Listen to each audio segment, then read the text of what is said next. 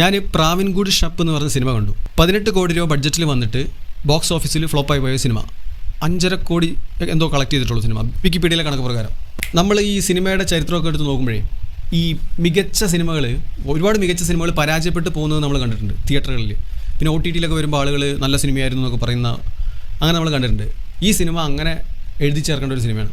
എല്ലാം കൊണ്ടും മികച്ചു നിൽക്കുന്നൊരു സിനിമ. ഡയറക്ടർ പുതിയ ആളാണ്, ശ്രീരാജ് ശ്രീനിവാസൻ.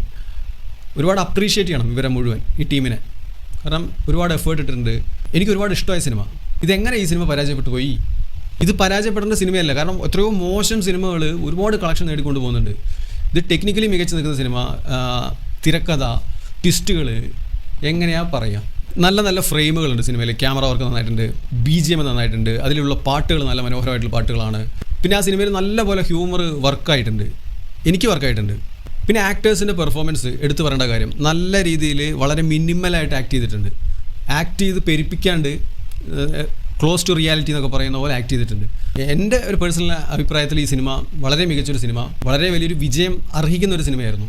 അതിൻ്റെ മേക്കിംഗ് തന്നെ സാധാരണ സിനിമകളെ പോലെ വളരെ ഡിഫറൻ്റ് ആയിട്ടുള്ളൊരു മേക്കിംഗ് ആണ് പടത്തിനുള്ളത്. ഇതൊക്കെ എൻ്റെ പേഴ്സണൽ ആയിട്ടുള്ള കാര്യമാണ്. ചിലപ്പോൾ നിങ്ങൾക്ക് ഇഷ്ടപ്പെട്ടില്ല, നിങ്ങൾ ചിലപ്പോൾ വിചാരിക്കുന്നുണ്ടാവും ഇത്രയും മോശം സിനിമ നീ എന്തിനാണ് എങ്ങനെ പൊക്കി പറയണതെന്ന്. എനിക്ക് ഇഷ്ടപ്പെട്ടുകൊണ്ടാണ് ഞാൻ പറയണത്. സിനിമ അങ്ങനെയാണല്ലോ, ഓരോരുത്തർക്കും ഓരോ ഇഷ്ടങ്ങളാണല്ലോ അല്ലേ.